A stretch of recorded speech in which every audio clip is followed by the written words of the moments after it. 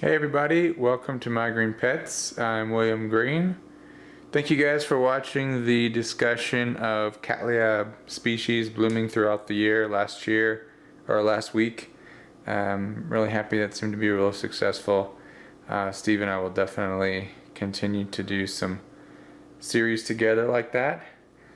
But today I want to show you some of the products that I use to control pests and diseases, because this year has been pretty bad in terms of insect infestation and mold and bacterial problems. So I just wanted to kind of go through some of the things that I have here. This is my arsenal, and I'm going to be adding a new one to it pretty soon.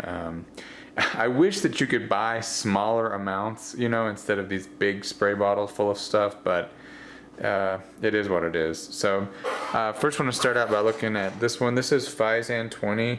It is a type of a surfactant. It just dissolves biological material. It's very, very, very corrosive to the skin. You mix just a tiny bit of it in a gallon of water and it serves to disinfect things. So a lot of people recommend using this to disinfect pots between repottings and to disinfect cutting tools, and even a very light solution to disinfect your hands as you work with your plants. So it's just kind of an all-around. You can also spray plants that have got cases of rot, and it will kill the bacteria, but you have to cut it all off too. So I think this is kind of a staple in a lot of orchid growers' collections. Just other stuff that can be found at your local big box store. This is a multi-purpose fungicide. I have used it. I have soaked plants in it, and it definitely will get rid of the powdery mildew and the kind of cottony white mold that you see sometimes on the surface of your plants. But it is not systemic, so it will not get inside the plant. Same with this one. Daconil is a fungicide that will keep spores and fungal growths from getting established on your plants, but again, it is not systemic, so it will not get inside the plant. So if it has some type of like fusarium infection that's inside the plant, you're going to have to use a systemic fungicide. And I'm going to be getting one in the mail soon. It's called Phyton 27. Several people have recommended it to me, so I'm going to give it a shot. Now on to the bug killers. We've got Bear Advanced 3-in-1. It kills lots of things. The problem I would say the problem, just something to be careful about, is that this is highly toxic to all insects, including bees, pollinators, and it is systemic, meaning that if you pour it into the pot, the roots of the plant will soak it up and it will become part of the plant tissue, which means that if you have any beneficial insects like pollinators, bees, wasps, moths, butterflies, and they drink nectar from the flowers that have been treated with this, it will kill them. So that's important to keep in mind. This is very, very, very powerful insecticide. So only use very carefully and only on specific plants, and try to keep your bee population healthy. This one is a topical. You spray it all over the plant. It kills the bugs on it. I read on the Missouri Botanical Garden website that it does work for mites, and that may be true. I did spray a couple of my plants that had some mites, and it did seem to get rid of them, but of course the mites came back within a couple weeks. But you're supposed to apply pesticides like once every couple weeks, because adults die, but they lay eggs, and the eggs hatch, and then you have a whole new round. So you got to keep doing that. And then a recent addition, just got this the other day. This is a neem oil extract. It says that it's an insecticide, fungicide, and miticide, but this was the number one reason that I needed it, was because I recently have a spider mite issue with some of my plants. So I mixed it up in this spray bottle. It's just like 1 teaspoon per spray bottle. You know, you can kind of see that it's an oil, so it floats to the top, so you kind of have to shake it up really well before you use it. And then of course, good old trusty isopropyl alcohol, good for disinfecting things. 70%, 91%. 91% is, I found out the hard way, very damaging to living tissue. If you spray 91% on your leaves, it's very possible that you will kill the leaves. 70 still works, kills most insects like mealybugs, I think even the spider mites too, but not as damaging to the plant tissues. 91% is pretty lethal. Okay, on to the plants. Let's see what's going on over here. Cattleya maxima, the flowers are finally starting to kind of dry up. But man, they've actually lasted. They opened on July 24th, right? And today's July or August 22nd, so almost a full month. Really, really happy with that. And they're still a little bit fragrant. It looks like the newest growth here has got a couple little buds. See if we can zoom in there. And I mean, those look like they're gonna keep growing. What was interesting was that there was no sheath. There were just buds right there. So that's cool. I can't wait. I hope those grow out and give us some blooms. My bulbophyllums are doing pretty good. I have resumed a fertilizing regimen with them, but just at normal, regular levels. You know, I was checking out Ray Barcolow's website. He's got great information on his website. It's firstrays.com. And he was talking about how too much nitrogen can actually keep a plant from blooming, because nitrogen, very rare in nature, plants need to utilize it, and so when they find lots of nitrogen, the natural biological process is to use it immediately, which often means growing. So for plants that are receiving too much nitrogen, which I suspect has been happening with this plant in the greenhouse, it grows like crazy, but it never blooms. And if you look at the bulbs, a lot of the bulbs are really wrinkly, you know. And when I was growing this plant outdoors, you know, it always had nice fat bulbs. And now I'm wondering if the reason the bulbs aren't shrivelly is because it's always continuously pushing new growth. As soon as the bulb matures, it pushes a new growth. And that's not how this plant is supposed to grow. It's supposed to have a growing season and a blooming season. So I brought it home.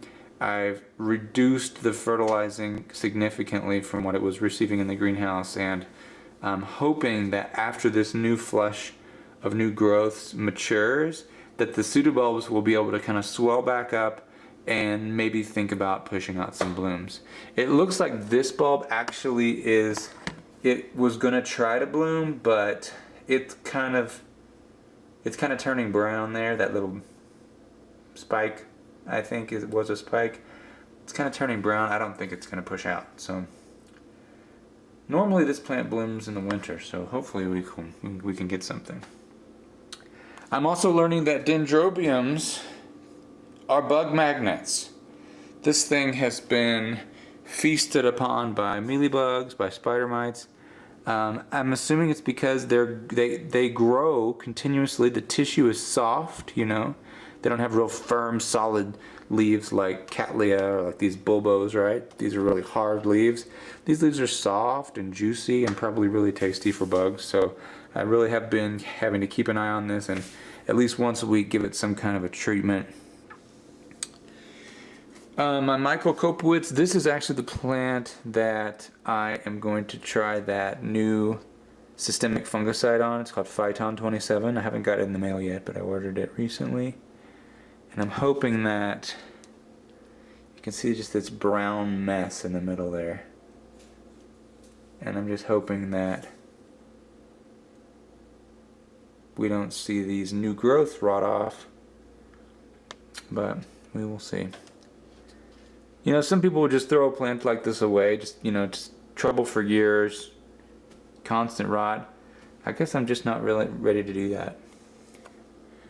My Path Prime Child, I think these two growths, this one and this one, are just about done. You can see the newest leaf is kind of shorter, and that kind of indicates that the fan is finished growing. So I would expect, actually, if the plant's in decent shape, I would kind of expect there to be some flower spikes pushing out of either one of these, or even both at the same time. They both have new growths on them too, so hopefully hasn't bloomed for about a year and a half, so hopefully we're going to have some blooms on that. My cattail orchid is starting to kind of lose its vigor for the year. Now this is a plant that goes dormant, and so I think as we get closer to fall, we're going to see more of the leaves kind of changing to a brown yellowish color and then falling off, and then we're just going to be left with the pseudobulbs. And it's kind of interesting because like some plants like Catasetinae, the leaves just kind of turn yellow and fall off, but these, they actually just kind of, the leaves become mushy, and it really looks like there's something seriously wrong with the plant. But I've had this one for a couple years, and that's what it does. In the fall it just loses its leaves. So that's great, because it'll have more space when that thing loses its leaves. And then this is my really nice Phal, just a no ID that someone gave me, and man, these things are bred to grow like crazy. Look at the roots, and they're continuously putting out new roots, and even reaching down into the pot here.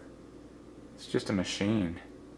This thing, I was thinking the other day, this thing would never survive in nature because it's been bred to grow like crazy, and it needs constant fertilizer and water, and in nature I don't think it would get what it would need. It would just kind of peter out.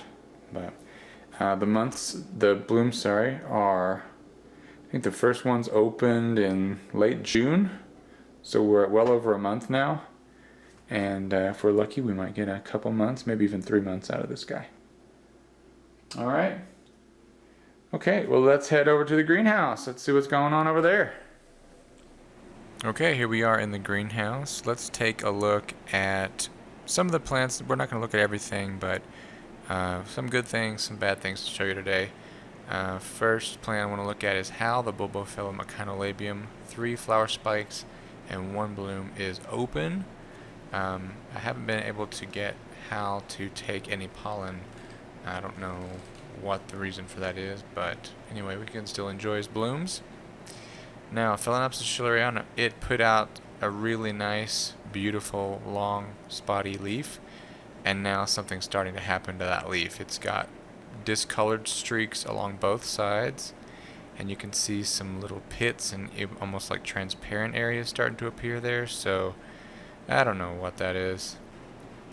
My Catasetinae also not looking fantastic.